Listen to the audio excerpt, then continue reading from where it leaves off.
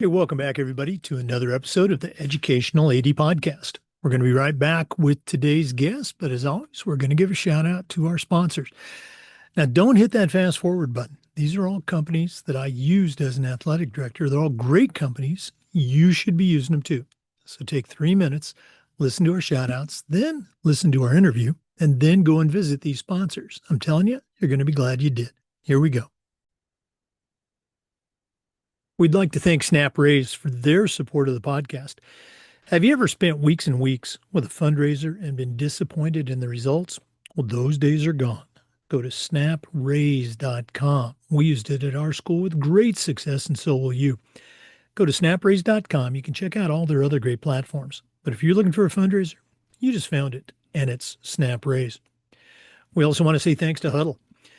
As a football coach, I used Huddle for years, but when I became an athletic director, I made sure our school was a Huddle school. And our coaches, our student athletes, even our parents just loved the tools that Huddle provided. Go to huddle.com and join the 8 million users. Turn your school into a Huddle school. We also want to say thanks to Home Campus. Home Campus is the official information platform for the Florida High School Athletic Association and many other states. And if you want to use it at your school, all you have to do is reach out to homecampus.com. Scheduling, rosters, results. For me, the athletic eligibility and clearance platform alone is the gold standard. Just go to homecampus.com and don't forget to mention the podcast. We want to say thanks to our good friends at Vital Signs Wall of Fame. If you're looking for a really cool way to display your school record board for all the teams, for all the events, or show off your school's Hall of Fame, go to Vital Signs Wall of Fame and take a look at their interactive touchscreen video consoles. You really have to see it to believe it. Go to vitalsignswalloffame.com for more information. We'd like to say thanks to Gipper. You know, the team at Gipper can turn you into a social media marketing expert in no time by using the Gipper platform. Go to Gipper.com. Whether it's a small social media post to celebrate a victory or an entire newsletter that showcases all the great things your department's doing, the team at Gipper will have you up and running in no time. It's professional graphic design made easy. Go to Gipper.com to get started. We also want to thank Sideline Interactive, indoor score tables and video boards. Go to sidelineinteractive.com and you can schedule a live web demo to see their products in action. Probably one of the best purchases I ever made as an AD was our Sideline Interactive indoor score table. Go to sidelineinteractive.com for more information. We want to thank Ohio University and their online masters in athletic administration. If you're looking for a program that is affordable, just 20 months, totally online, and also allows you to earn 11 NIAAA leadership training courses at no extra charge while you get your master's, then you need to check out Ohio University and their online masters. My assistant AD, along with thousands of others, got their master's through the Ohio program. That's Ohio University and the online masters in athletic administration. We also want to say thanks to Hometown. Hometown is changing the game for schools and organizations with their platforms that include online ticketing, website construction, fee-free fundraising, and a whole lot more. If you're an athletic director, a head coach, or an administrator, Hometown makes it easy for you and your school to save time, to raise more money, and to bring your entire community together. Go to hometown.com and don't forget to mention the podcast. That's hometown.com. And we also want to say thanks to Athletic Surveys by LifeTrack. If you're not using a survey to take the pulse of your student athletes, your coaches, and your parents, you're missing out on a great opportunity. Go to Athletic Surveys. They're going to create a custom survey that allows you to hear from every single one of your stakeholders. And the cool thing is, most of that information, most of that feedback is going to be positive. Go to athleticsurveys.com. Let them help you take your athletic program from good to great. Welcome back, everybody, to another episode of the Educational AD Podcast. We're going to North Dakota today, and our guest is going to be Aaron Deaux. Aaron is a certified athletic administrator, and he's the activities and the athletic director for Horace High School, and that's in West Fargo. Aaron and I connected recently when I was the keynote speaker for the North Dakota Interscholastic Athletic Administrators Association conference. Had a great time up there, and we're excited to have him on the show. Aaron Deaux, welcome to the podcast. Thank you, Jake. I appreciate it. Appreciate you having me on. Well, you and I were talking. We're recording this, listeners, on May 28th, so it's going to be very timely when you hear it. School's wrapped up for Aaron, but they still have state playoffs going on. He's got teams and individuals all over North Dakota competing now and next week, so it's an exciting time. Aaron, we always like to let our listeners have a chance to get to know our guests. So give us your quick bio, where you were born, where you grew up.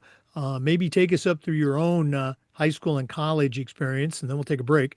But what's the Aaron Deaux origin story? Sure. Well, a little bit different than most, probably. I was actually born in Bournemouth, England.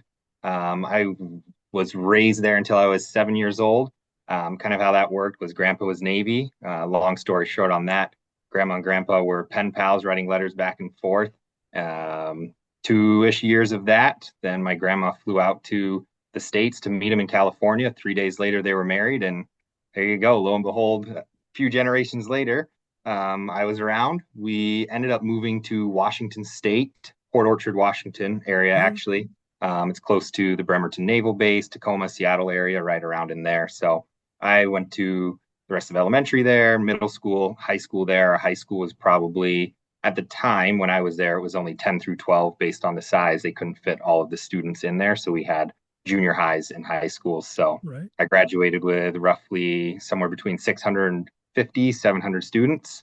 Did 3, 4 sports depending on the year and what the season was. I always played football, always played basketball, and then I kind of mixed back and forth between soccer and track and field and baseball, eventually landing on football. I went to Minot State University Right. for football. I went there as a punter kicker.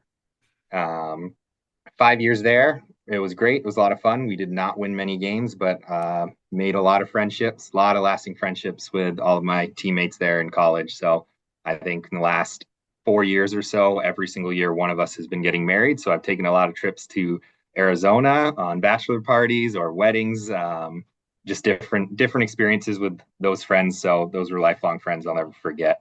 Had some opportunities, honestly, at the next level in the NFL a little bit. Had some camps that I went to.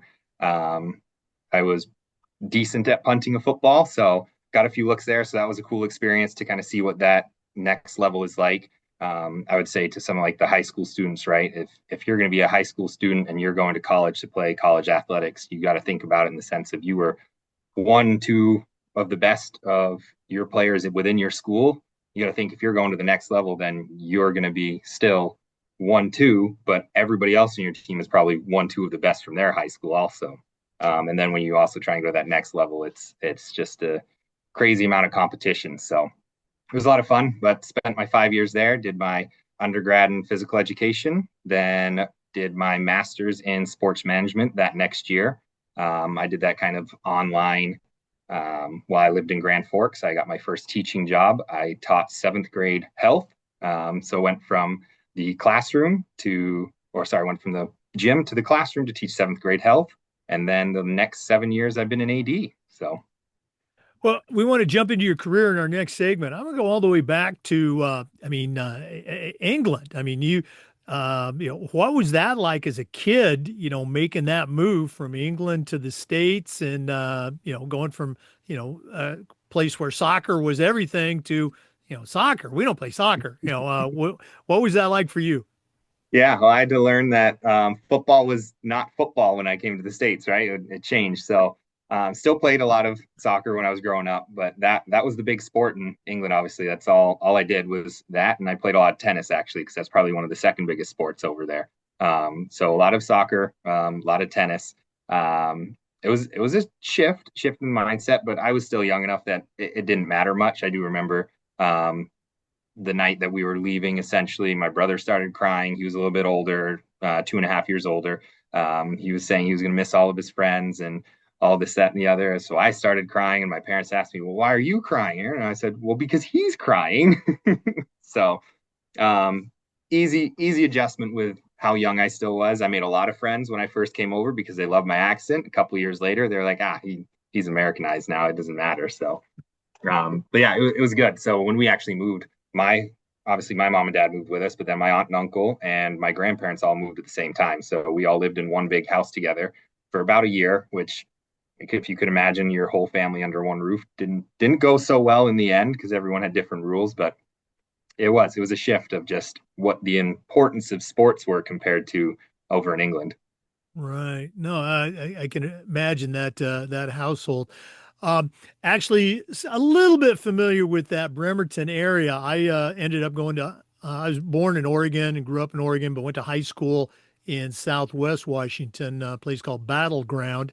You can Okay. kind of see it on the I-5 corridor there, so a little bit familiar with that. For you growing up, as now you're into, as you mentioned, junior high. Um, was and you mentioned that you participated in all three sports. I'm a lot older than you.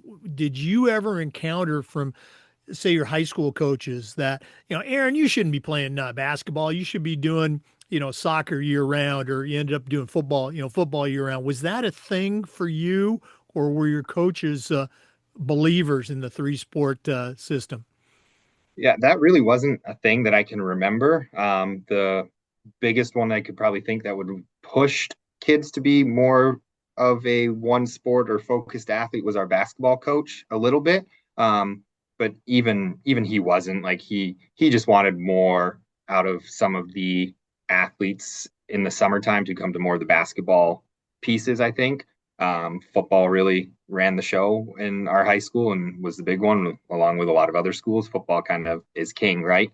But no, our coaches are really good in be a multi-sport athlete. We're gonna play the best athletes no matter who we have on our team or who comes out. So, like I said, with a school of approximately 2,000 kids, just between 10 through 12, I mean, they had a lot to choose from. So, no, I didn't really experience the whole sport specific focus like we see nowadays already. Oh, well, that's good to hear. Now, Minot State, that's a big leap from Bremerton, Washington. How'd you end up in Minot? So really when I was going through the whole recruiting process, I knew where I wanted to be. I played a little receiver in high school too, so I kind of wanted to keep that door open. Had a few walk-on offers at smaller D1s, kind of that with the FCS level. So kind of kicked those around a little bit and didn't really feel like there was a good fit anywhere. The coach at Minot State at the time, the head coach was Paul Rudolph, who left probably 2 years into my career there and went to UND and became the offensive coordinator at UND. And now he's back in Minot. I think he's just coaching high school ball and hanging out there. His wife's a principal at one of the elementaries there still. So I think he's enjoying kind of the laid back aspect of football now still. But he just called probably once a week for 4, 5, 6 weeks or so. And eventually I just said, all right, coach, quit calling me. I'll come there. No. He was great. He did awesome. My brother at the time was actually at Central Washington University, another D2 school. So when I talked to my future head coach, Paul, he actually said, I thought we were going to lose you to Central with your brother being there, being close to home. But I think that's part of the whole idea of I already moved thousands of miles across the ocean. Like, what's a few thousand into the middle of the United States instead? So, probably one of the best choices I made for sure. I remember back in the springtime, he gave me a call after I'd already committed, and we're kind of going through the process of getting all my stuff packed and ready. And he essentially said, "Well, we don't have a punter or kicker anymore, so I hope you're ready when you get here." And he hung up. And I was like, I think he just told me I'm their only guy and I'm starting. So I had a prep period, kind of an off period the next period that day. And I went to my dad's office. He was a security guard there. And I said, Dad, I need a bag of footballs. I need to go kick right now. I love it. Hey, necessity. You got to love it. Okay, right place at the right time. Let's go and take our first break. For our listeners, our guest is Aaron Deaux. He's a certified athletic administrator. He's the director of athletics at Horace High School, and that's in West Fargo, North Dakota. Let's take that break, but we're coming back. This is the Educational AD Podcast. We want to say thanks to our good folks at Snap Raise for their support of the podcast. Have you ever spent weeks and weeks with a fundraiser and then been disappointed in the results? Well, those days are gone. Go to snapraise.com. We used it at our school with our teams with tremendous success, and it's going to work the same for you. Go to snapraise.com. You can check out all of their other great platforms. But if you're looking for a fundraiser, you just found it, and it's Snap Raise. We also want to say thanks to Huddle. As a football coach, I used Huddle for years. But when I became an athletic director, I made sure that our school was a Huddle school. And our coaches, our student athletes, even our parents just loved the tools that Huddle provided. But there's a whole lot more to check out. Go to huddle.com, join the 8 million users, and turn your school into a Huddle school. That's huddle.com. And don't forget to mention the podcast. Yeah, we also use Huddle here at Horace High School, and it is awesome. I know our coaches love it. I think the biggest piece for me as an AD is being able to have that live spot on all of the Huddle cameras in the gym. I can just set those games up to live stream, and you get the grandparents and the people that are maybe the snowbirds for the basketball season out of here, out of North Dakota watching, and that's really been a big profit to our community and buy into our athletic team. So I think that's probably one of the best things that they've given to me as far as access to our fans. Boy, I really appreciate you sharing that. Now, you mentioned the word profit. Obviously, it's great goodwill to have those games available that people can watch it. And I know some schools actually monetize their streaming. Do you guys monetize it, or is it a free offering? It's free currently. I know Huddle's got different pieces on there where you can put some advertisements on your live streams to earn some money that way. We haven't done anything with it yet. The only drawback that we've actually seen to it is some people aren't showing up to games in person anymore. But so we've kicked around a few ideas on maybe we make a couple nights like there is no Huddle live stream at all. If you want to come to the game, you got to come to the game. We've never actually gone down that route because obviously we've gone down the rabbit hole of, well, what about this, and this? So we've thought about it, but at this time, we're just using it as a service to our fans to get the buy-in to our sports teams. I hadn't heard that happening. I'm sure it obviously has across the country. I'm thinking, geez, maybe you sell it as a package. You get all the home games, but it's going to cost you X, Y, and Z. We'd still love you to come out and support the teams in person or something like that.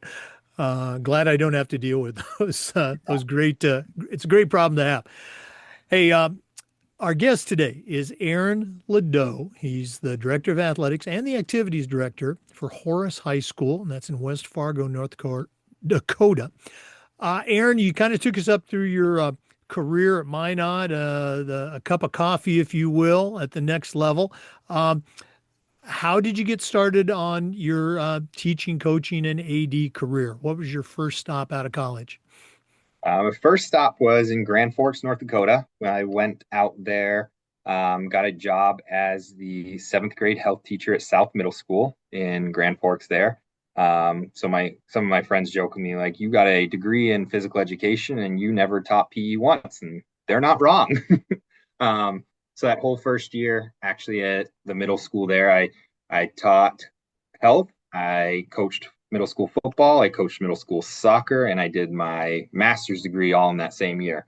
It was busy. It was a lot, but we also, my girlfriend at the time, now wife, right? We moved there. We had no friends there. We didn't know anybody. So we had a little apartment and we had a lot of free time to ourselves that I was able to do most of that and stay busy. So after that, the activities director position at Grand Forks Central High School had opened up. Their AD went over to the other high school in town in Grand Forks to become the assistant principal.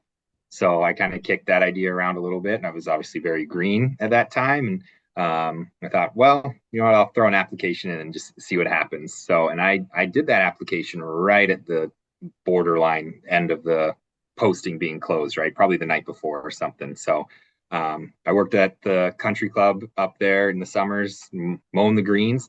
I got a phone call the next day saying they wanted me to come in for an interview the day after that. And then the day after I interviewed, they gave me a phone call saying we'd like to offer you the job. So it was a really quick turnaround on what my career path was going to be, but I enjoyed it ever since. That position was set up differently than the one I'm currently in. It's still an activities director position, but you know, each school and each building has their different nuances and how they run their activity director department. So up in Grand Forks at the time, I had a leadership class. I had student council under me. I kind of had all the in-building events. There's a lot of shared venues between the two high schools up there. So we also had a district athletic director, and he kind of ran and oversaw the coaches and the evals on that portion, where the high school ADs kind of oversaw more of the game workers and events and how they would run and make sure officials get there to your school and make sure that your person that's running the clock is showing up, different pieces like that. So did that for 4 years. Then they kind of revamped how those positions were held in Grand Forks. Um, Went through interview process there and then probably another 8, 9, 10 different interviews of AD jobs kind of around the state in the area. Landed on this one down at West Fargo Horace High School, which is a really unique situation. They had only been open for 1 year. So we've had now, as of this past Sunday, 2 graduating classes from our high school, and that's it. So brand new high school, growing at a rapid pace. We graduated 100, just shy of 100 kids our first year, 130 something this past Sunday. We're looking at another 170 or 80 next year, and then we're going to eclipse 200. Like we are growing at a super rapid pace. So just getting to this point and kind of switching kind of where the roles are at and what I'm looking for. It's been a lot of fun just developing those programs and Oh, yeah. starting everything from the ground up. Like there's no history, there's no tradition. We get to start it all. So that comes with its challenges for sure. Our kids don't know what they don't know, right? Like you would go to a game a couple years ago for us, and we'd have a student section, and they'd be sitting there, or maybe they'd stand up, and then they'd look at us as the administrators and be like, "What do we say? What do we chant?" Like, this isn't on us, guys. Like, you guys figure it out. Like the other team's chanting, you can do those things, and we tried to help them and nudge them in the right direction, but that's a process, and it's something that established high schools probably just take for granted that they've had leaders before them that have shown them the way to do things. Not always the right leaders fall into place, and then you kind of have to nudge them in the right direction or the right kids to be in those roles. But it's been different. It's been different for sure, just getting to know these kids and how to mold them into leaders of this is what you want the underclassmen to see.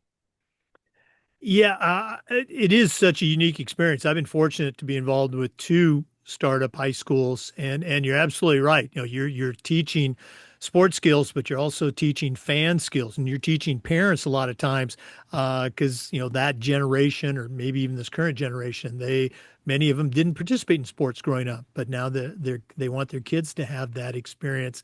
I remember we used a tagline at one of our schools. It was, you know, in a market where there were a ton of established, you know, private school programs that were just, you know, outstanding. And one of the things that we came up with, you know, you can go to another school and be part of their history, or you can come here and you can make history. And, you know, the kids would come up for a couple of years. Hey, we're making history, coach. But no, very cool. I want to pick up on one of the things that you mentioned. You know, they don't know what they don't know. That also gets used a lot with coaches and ADs as you got kind of thrown to the fire in a good way as a young administrator. And it's great to hear somebody that actually got a degree in PE. You know, you don't hear that much anymore. You know, Yeah. it is all the sport management stuff or, you know, whatever. But anyway, when you first became a director, activities director, athletic director, what was something that you found out about the job that you didn't know? I would say the biggest thing. probably be the time commitment of it. Um, you're told about it, right? And you're told all of these things. And I've been fortunate both at Grand Forks Central and down here at Horace to have a very supportive administrative staff. So I'm not run ragged or burnt out super quickly throughout the year, but definitely the time commitment on just what it takes to make sure everything happens. The understanding that, yes, you got to be in the building, approximately 9 to 3 p.m., whatever your 9 a.m. to 3 p.m., whatever your school hours are, right? And then you also got to be around for those nighttime events. So you're not working normal 8 hour day. You're going 16 sometimes between your events and startup and finishing of the day. So probably that was one of the biggest eye-opening things. Not at the start because I only had a girlfriend. I didn't have a family. Now I have a 8 month old at home and a 2.5 year old. So balancing that, I'm glad I've gotten the experience in it before I had the family, basically. So, but it was definitely eye-opening of how many hours are spent doing those things that are just behind the scenes work that nobody else sees. Very similar to practice, right? And the most of the time our kids and coaches spend together during practice, what they put on showcase for everybody is 10% of what they actually do. So Yeah, there's no question that that time commitment it can sneak up on you. As you have gained experience, maybe we call this a toolbox preview. What are some things that you are doing? What are some things that you are going to do in future years to help create some more family time? Balance is the word that gets used, but it's never a balance. Uh, what are some things that you're going to be doing to help make sure you don't get burned out because of the time commitment? yeah, I think the biggest one is communication with my wife. A couple other ones that I'm fortunate. If this would be a toolbox thing, this isn't in my toolbox in the top three. But if you have the opportunity to purchase a home or live within almost walking distance of your high school, do it because it helps a lot. I am probably 5 minutes away, not even. We have a school golf cart here that helps me get around campus, and I'm close enough to home that I can drive that home. So, really, for me, it is I take the kids to daycare. I pick the kids up from daycare. I make sure that they get their dinner and everything fed before my wife gets home at roughly 5 o'clock, and then I'll come back to the school. So I make sure I have that hour and a half after school, somewhere between 3:30 and 5:30, something in that range where I get the kids and I spend that hour and a half with the kids, making them dinner and make sure that they have everything set before I'm going back to the school. Um, they'll come with me a lot. I'll bring my 2 year old around a lot. Once he gets to the school, he honestly most of the time goes and runs off, finds our trainer because he likes her more than me. So, which is great. He loves the administration here, and again, they've all been great. He'll just kind of he walks around like he owns the place, and there's a lot of support there for those kids.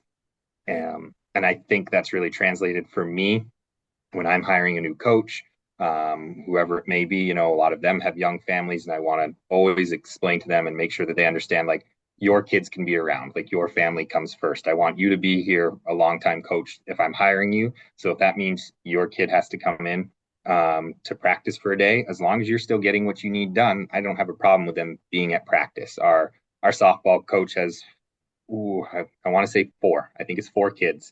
Um, and they're around softball practice all the time. And she utilizes them though. Like they'll be setting the balls on the tee for the girls to hit. They'll be out in the field shagging all the balls to throw them back so our girls can actually take grounders instead of have to shag. So she utilizes them positively and they're all bought in. But I always want to make sure our coaches understand like your family comes first. If you need some family time, we'll make it work. Like we need to figure this out. So that's probably my biggest piece as far as getting a balance is find that balance, find your time. And Well, and as you shared, it can have, multiple benefits. My wife is also a coach, and we were very fortunate many times. She was at the same school I was at as an AD or as a head football coach. And our kids were there doing those same types of things. Sometimes they were just playing with the football dummies. Other times, they were involved in practice, and all three ended up, playing high school sports and on at the next level too. So great stuff. Thanks for that extra toolbox tip. Let's go Yeah. and take another quick break. Once again, our guest is Aaron Deaux. He's a certified athletic administrator, and he's the director of athletics at Horace High School in West Fargo, North Dakota. Let's take that break. This is the Educational AD Podcast. We also want to say thanks to our good friends at Home Campus for their support. Home Campus is one of those platforms you're going to use every single day, whether it's scheduling, rosters, results. For me, the athletic eligibility and clearance platform alone is worth the price of admission. You really got to check it out. For more information, just go to homecampus.com. That's it, homecampus.com. We want to say thank you to Vital Signs Wall of Fame. If you're looking for a really cool way to display your school record boards for all the teams, for all the different events, or show off your school's Hall of Fame, go to Vital Signs Wall of Fame and take a look at their interactive touch screen. That's right, touch screen video consoles. Put one of these units in your gym lobby or your main school hallway. It's going to be like a magnet for your kids, your coaches, even teachers. How about sponsors and alumni? Go to vitalsignswalloffame.com. You're going to be very glad you did. We'd like to thank Gipper for their support. Go to Gipper.com and let their team turn you into a social media marketing expert. The team at Gipper is going to have you up and running in no time, whether it's a simple social media post to celebrate a victory or an entire newsletter to showcase all the great things that your athletic department is doing. The team at Gipper is going to have you going in no time. Like I said, it's so easy, even I can do it. Go to Gipper.com for more information. And as always, don't forget to mention the podcast. That's Gipper.com. We actually use Gipper here as part of our programming, and we use it in all of West Fargo public schools. So West Fargo High School, Cheyenne High School, and us. We kind of have a district contract with them. They're great. The graphics that they have are simple to use. I'm able to do it on my phone, quickly snap a photo at a game, get the post out there. It's awesome. I've also been able to give access to all of our coaches so they can create their own on their own social medias. And then a couple of times I've had a service learner student, almost like my assistant, as someone that would run notes for the main office, but I've given them access to kind of our accounts on that. And those younger high school kids are a lot more social media savvy than I am. So they can do something in 30 seconds that might take me 5 minutes, but definitely would highly recommend if you don't have something that is content creation for you to get something. Yeah, I just love it. Thank you for giving Gipper that shout out. But I just love to hear when athletic directors get students involved in those types of activities. You're absolutely right. They're much more savvy about the platform as well as the application than we are. And it's one more thing off of your plate. Certainly, there's still oversight, but as far as letting them create and produce content, well done. Thank you. Um, We've mentioned for listeners, Aaron is the director of athletics for Horace High School in West Fargo. You're in the process of, building a successful program. Um, Share with our listeners some of the things that you're really proud of so far, and maybe some of the things that you're planning for the future. Couple of really, really big highlights, I suppose. So this is our third year for varsity sports, starting with our football team. So year one, they went 0-9. I think they scored 4 touchdowns the whole year, or something like that. This past year, they were 10-2 and they won the state championship. So part of that's due to our growth. I mean, we had 400 kids in the school the first year, and we're up surpassing 700 at this point. Everybody knows most high schools, you get who you get. Your athletes are who they are. It's who lives in your boundaries. So there's no real changing that. So it's been cool to see what our coaches have been able to do with that. I honestly would say I don't think we maybe weren't the best team in the state, but we were definitely coached the best. We had the best coaches, and they got the most out of our kids, and they had the most heart to do what they wanted to set out and do. That was a really big one. That was fun to see. Our girls basketball team, on the other hand, they just finished their season this year, again, third varsity year, 26-1. They won the state title handedly. They were a team that essentially if they went out there and just did what they could do, they wouldn't lose. Right? That was just kind of the caliber of team they had. So it was still cool to see them live up to those expectations and our coach kind of guide them in the direction that they needed to be. A lot of them would say that one loss really early in the season kind of motivated them and gave them that little kick that they needed to say that we can still be beat if we don't do what we know we're capable of. So those are two really big ones that are fun. Those were our first two athletic state championships. Before that, though, we have had so in North Dakota, we sponsor speech, debate, and Congress, and then also one act play as state sanctioned competitions. Our speech, debate, and Congress teams, I think together, I'm going to say they've won 9 state titles between all of those. Our speech debate Congress coach is one coach for all 3 forensics programs, and he has done a phenomenal job just building those numbers. I think he had about 80 kids in the speech program this past year, 2022 or 23. He's got qualified for nationals, so he's taken them in a week or so to the national speech debate tournament. It's been really, really cool to see how those kids interact. And if you are an activities director and you have those activities and you have not been to a speech meet or a debate meet or a Congress meet, you should go to one because those kids are so smart. And I went to the state tournament for debate, and they kind of have these rounds and they have certain time limits. The amount of words and facts and everything that they can spit out in a 7-minute span is absolutely incredible. I've joked with our forensics coach, like, you need to get them reading speeches while running on the treadmill to increase their aerobic capacity because they are just running through stuff. So it's really cool to see that happen. I think what we've done really well is we've grown our programs and grown the school in the right way. A lot of these programs are seeing super early success, and our coaches have been able to kind of keep those kids grounded and growing them as leaders and not just as, okay, yep, you're just a good athlete, so we're just going to play you and we're just going to do this and we're going to win, right? They really stay grounded with, we want to win, but that's not the ultimate decider of if we were successful or have had a good season. We're still looking at all these other factors.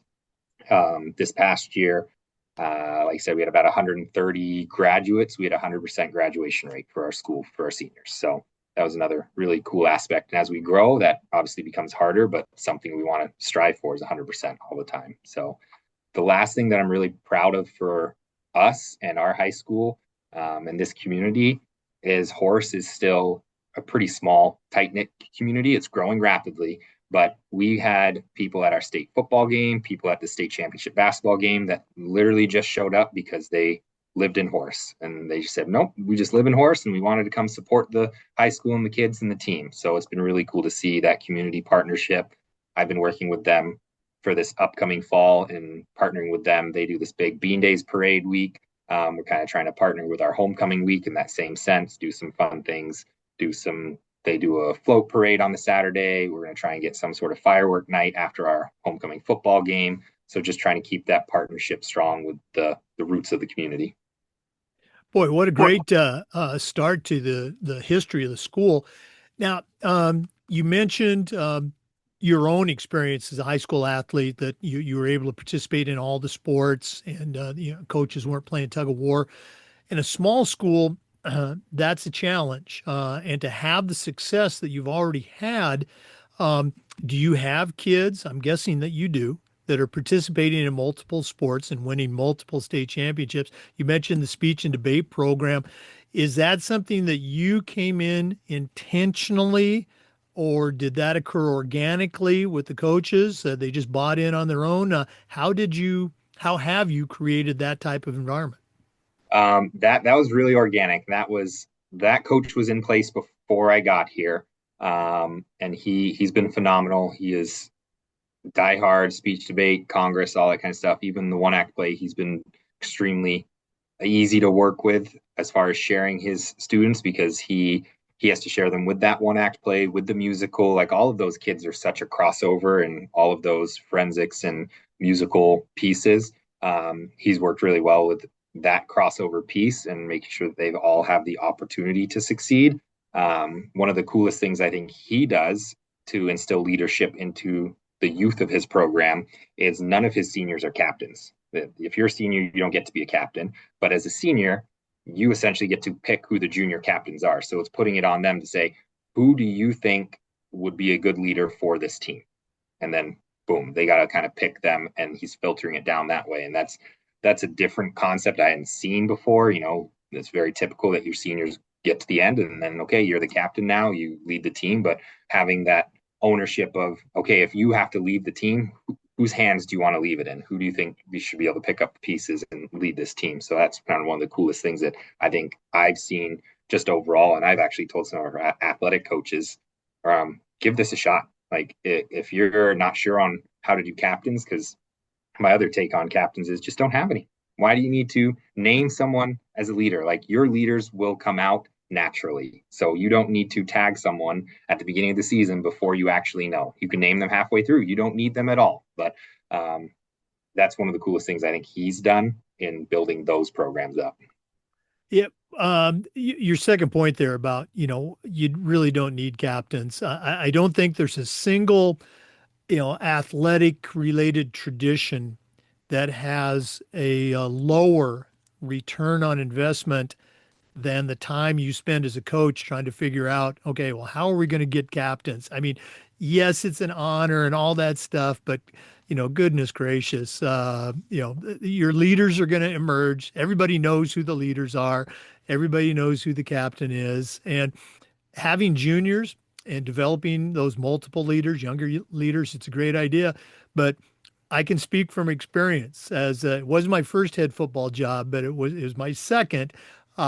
And long story short, I went to a clinic and this coach had said, yeah, we have juniors as captains, blah, blah, blah. So I come in and I share with the team, this is what we're going to do. And the group of seniors that were expecting to be captains, they were pissed at me the whole season. Okay. And it's just like, again, I shake my head. But great, great points. Aaron, if one of our listeners wanted to reach out and pick your brain a little bit more, find out some more of the great things that you do at Horace, or just add you to their network, what's the best way that they can get a hold of Aaron Ledeaux? Yeah, email would be the best for me. And it'd be ALA-DEAUX at west-fargo.k12.nd.us. I know it's a mouthful. Okay.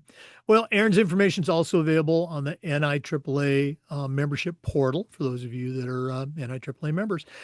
Let's go and take another quick break. I know that's shocking to our regular listeners, but we are going to come back. This is the Educational AD Podcast. We want to say thanks to our good friends at Sideline Interactive, indoor score tables and video boards. Go to sidelineinteractive.com and you can schedule a live web demo to see their great products in action. Probably one of the best purchases I ever made as an athletic director was our Sideline Interactive indoor score table. We use it for games, of course, but we also used it for pep rallies, for signing ceremonies. Their products are tremendously versatile and their customer service is just outstanding. Go to sidelineinteractive.com. Schedule that live web demo today. We also want to say thank you to our good friends at Ohio University and their online masters in athletic administration. Now, I didn't get my master's from Ohio, but my assistant athletic director did, along with thousands of others. And it was a great experience. It's very affordable, just 20 months, totally online. And while you're completing your master's degree, you're also earning 11 NIAAA leadership training courses at no extra charge.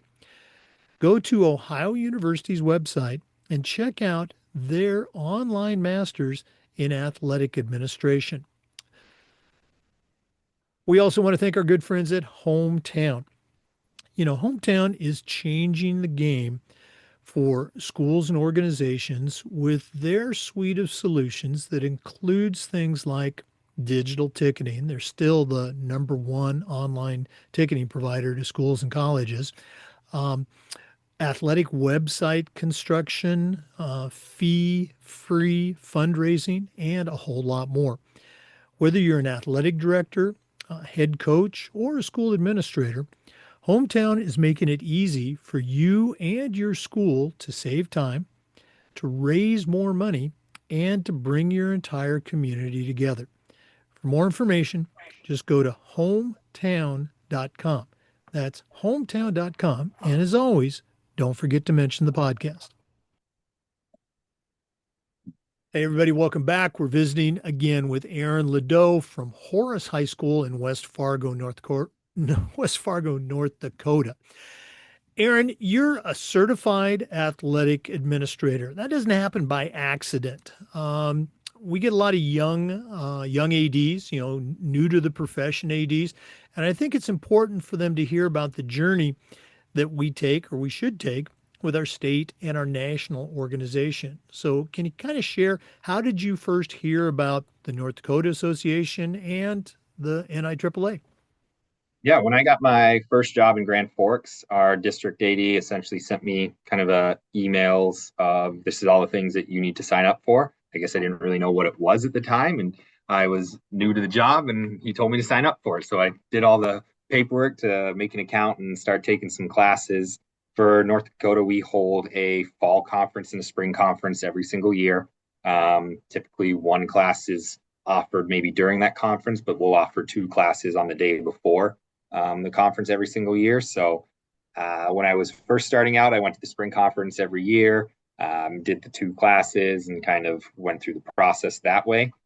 Um, Over time, I just started realizing, hey, okay, I've gotten enough classes and I've done enough of the point system on the sheet to kind of get to that CAA exam. So I started talking to my district AD. I was like, okay, what's my next step? What's the process in this? And he helped kind of get me set up with all of that.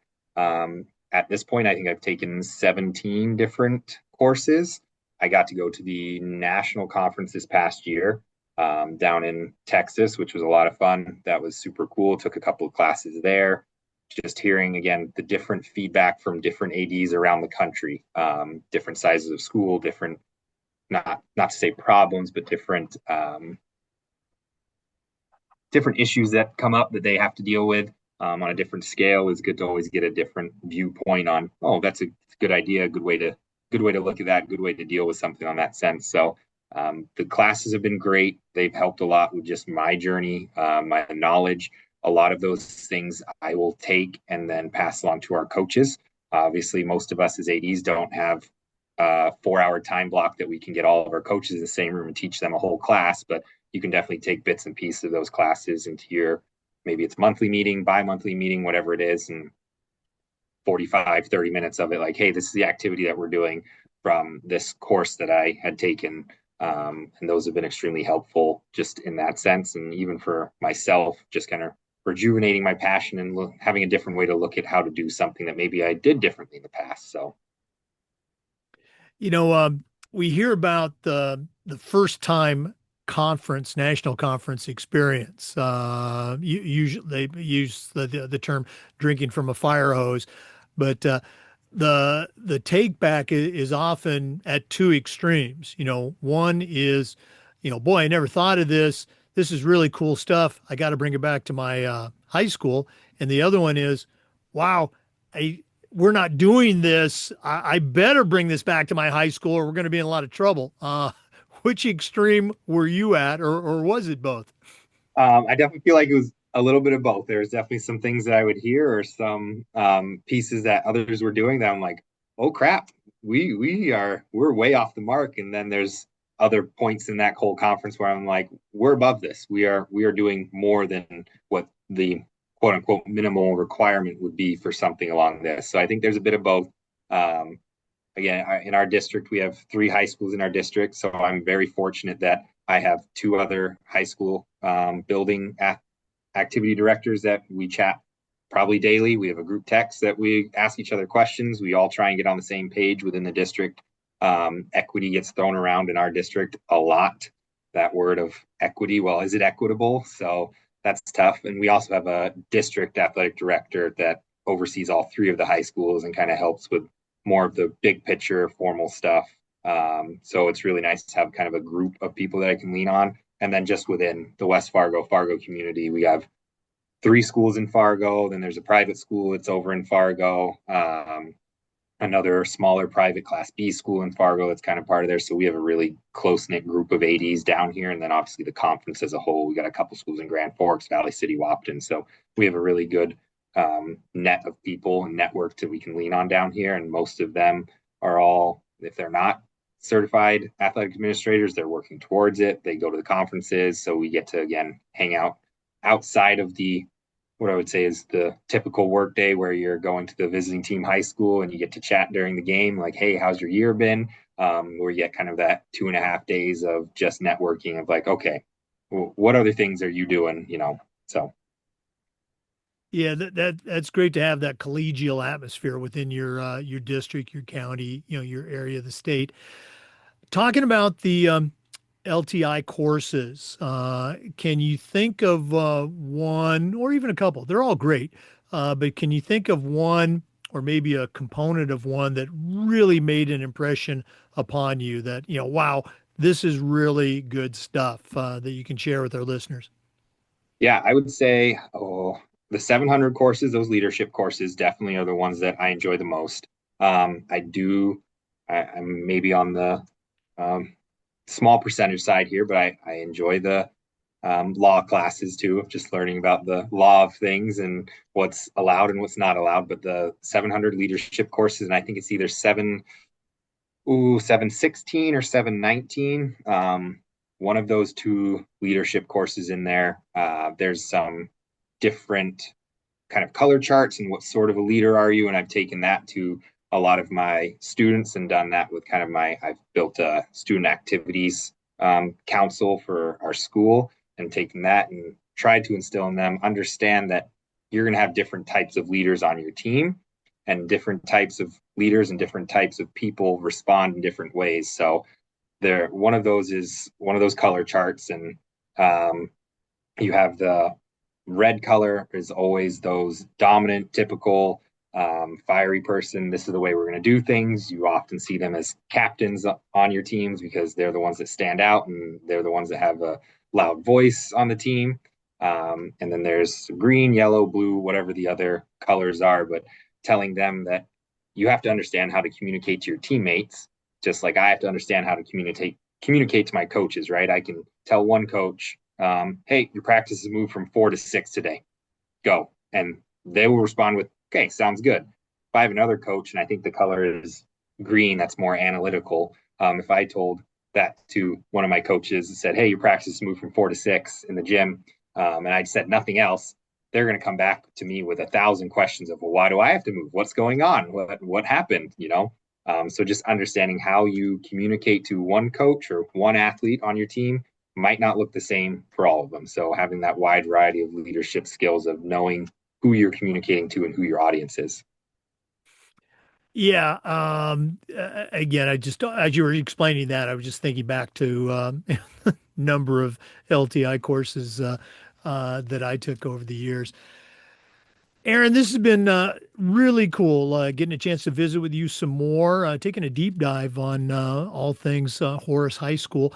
But we're not done yet.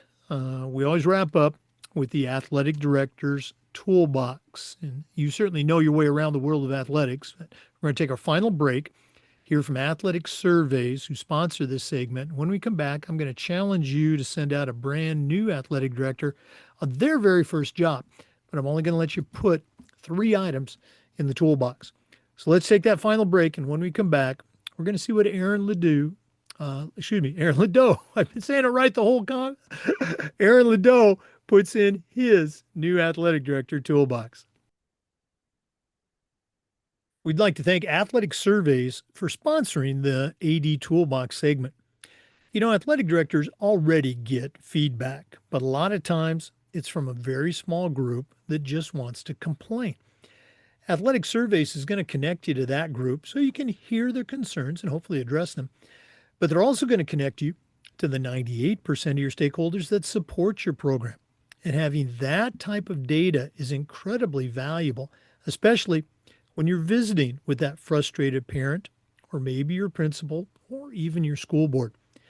Go to athleticsurveys.com. They're going to create a custom survey that lets you take the pulse of everybody in your program. That's athleticsurveys.com. Well, it's that time of the podcast. We've been visiting today with Aaron Deaux, certified athletic administrator from Horace High School in North Dakota. Has a tremendous background as a leader, as an administrator, but right now I'm going to challenge him to send out a brand new AD on their very first job, but I'm only going to let him put 3 items in the toolbox. So, Aaron, what 3 tools are going to go into your new athletic director toolbox? I would say the first tool that someone as a new AD would want to do if you're coming into a new school is to find the single people. And what I mean by that is our teachers, our workers in the schools that are married, have kids, all that kind of stuff, they don't have a lot of spare time. Your single people, they have a lot of spare time. They have time to work the scoreboard at night. They have time to work the book. They have time to do the PA. They have time to take tickets. So find the single people and make friends with them because those are the people that you're probably going to rely on a lot to do a lot of these game day atmosphere pieces and work these events. Um, at the same time, with that, you use your resources, right? You reach out to your coaches, have them reach out to their kids, parents, family members. Maybe it's grandma that really just wants to have something to do and she comes in and takes tickets for all the games and says hi to everybody coming in. But find those people that you can trust and rely on to work those jobs. A lot of our sporting events will start at 4:30, 4 o'clock. So having someone that can work in the school system and be done at 3:30 so they can go take tickets is important because those are hard things to fill sometimes. And those are stressors when you're getting to a game day that you really don't want to be dealing with, right? You want to make sure that your fields lined or your court set up, that your officials are ready to go. So those are one of those pieces that you really want to make sure that you kind of just have in place and then treat them right. Like if you have some sort of fundraising account and you can get them a gift at the end of the year, if they've done the entire basketball season on the clock for you, do it. Get them some gear, get them maybe it's a gift card to their favorite restaurant, whatever it is, but make sure you're treating those people right. Kind of a segue into that also for your own personal, I think, health, your personal well-being is find your work wife, right? Like I have my wife at home. She knows everything. We talk all the time, but there are some times that me and her get home and we don't want to talk about work. We just want to hang out with the kids. We just want to go do our own thing. We don't want to talk about work. So find your work wife. For me, I'm very fortunate to have an administrative assistant, and she is phenomenal. She does such a good job that I don't have to tell her what to do ever. She just does it. She takes care of things. My wife tells me all the time, my actual wife now tells me I'm a half task person. I will go and take the garbage out of the garbage can and put it in the big garbage can outside, but not put a new bag in the inside garbage can. She's like, that's a half task. It doesn't actually help me. So I've done a few of those things obviously here. I'll print a piece of paper to her printer and mean to go sign it and send it off to the right person, and I will forget to do that piece. So she'll just take it and she'll use my stamp and send it off. So find that person at work that you can really relate to and just trust with everything, and have those moments where it doesn't matter. We can close the door and, hey, I got to get this out. Like this is what's going on right now. So find your work wife would be another one. It's kind of paired with that first one, right? Same thing in those lines. You got to trust those people now. You got to trust all those people that are helping you out, doing those jobs for you. You can't do it all. You cannot do everything in this job, especially at the high school level. You got to think about as an AD at a high school level, you are almost tasked with a college style department all on yourself. You know, if you look at a college athletic department, they're going to have a media person, they're going to have a game day person, they're going to have a compliance person, they're going to have all these pieces that at high school that's put on you. You got to make sure your kids are eligible. You got to get the field ready. You got to make sure the officials are there. So trust those people that you put in place that they can do their job so that you can go home for a night and you don't have to be at every single game. Like you can go home, you can pull that game up on Huddle. You can watch it. Maybe you can probably hear your parents in the stands also. And hopefully, I'll go back to earlier in the podcast. You live close enough to the school that if you really have to get there, you can get in your car and drive over in a couple minutes and make sure you show face so people know that, oh, he is around. Okay. So trust those people that you put in place. And then the last piece I would say is enjoy it, right? If you're too stressed at this and it's too many hours, and you're always thinking about the negatives and the parents that are complaining or the officials that are saying that, hey, you're not treating us right, you're not giving us an officials room or whatever it is. If you're so caught up and focused on that, this probably isn't the job for you. So you got to enjoy it. You got to celebrate those little successes. We kind of noted at the beginning of this podcast, right? We have state tournaments coming up for us this Thursday, Friday, Saturday. I'm going to take the time there where I just get to go up to a different town and enjoy watching our baseball team play in the state tournament. Like, I'm going to go out there. It's meant to be 75, 80 degrees and sunny, and I'm just going to sit in the stands kind of with our parents and enjoy watching the game. It's nice because probably not many of our kids are going to go, and we're not really going to have a rowdy student section that I'm there to police. So I'm actually going to get to enjoy the game and watch the kids participate and hopefully do something special. So enjoy those little successes and enjoy that time that you can where you're working, but you also you don't feel stressed, right? It doesn't feel like work. Make sure you enjoy those times. Boy, I love them all. Your last one, I don't think it gets mentioned enough. We've got a fun job. Yeah, there's some challenges, but what other job do you get paid to go to games and hang out with coaches and kids? So yeah, you got to enjoy it. And I love your turn of phrase. Find your work wife. I don't think anyone's ever articulated it quite that way. I know exactly what you're talking about, and you're absolutely right. Um, and then I think your other one, find the single people. It's a great, great tip. I don't think I know no one's ever used that, and I got to decide. I got to go back and do some research. That might be falling into our uniquely mentioned tool suggestions. So good job. Um, Aaron, this has just been great. Once again, if one of our listeners wants to reach out, connect with you, pick your brain, what's the best way they can do that? Yeah, just email ala-deaux at west-fargo.k12.nd.us. And if you went to the West Fargo Public Schools homepage, you can find all of our emails on there also. That'd be the best way. I'm pretty good at replying to email, depending on the time of year, but I definitely get back to you at some point there. I'd love to connect because I'd love to find out what you're doing also. Well, Aaron, thanks again for sharing with our listeners. All the best, this coming week as people are listening to it. You're at the state playoffs, so good luck to all your teams, and we're definitely going to have to get you back later on for a follow-up. Awesome. Thank you very much for having me. I appreciate it. For our listeners, we appreciate you. And just a reminder, we upload the Zoom recordings of every interview to the Educational AD Podcast YouTube channel. We do this just about every day. We try to share stories and best practices from the world of athletics. So please join us next time on the next episode of the Educational AD Podcast.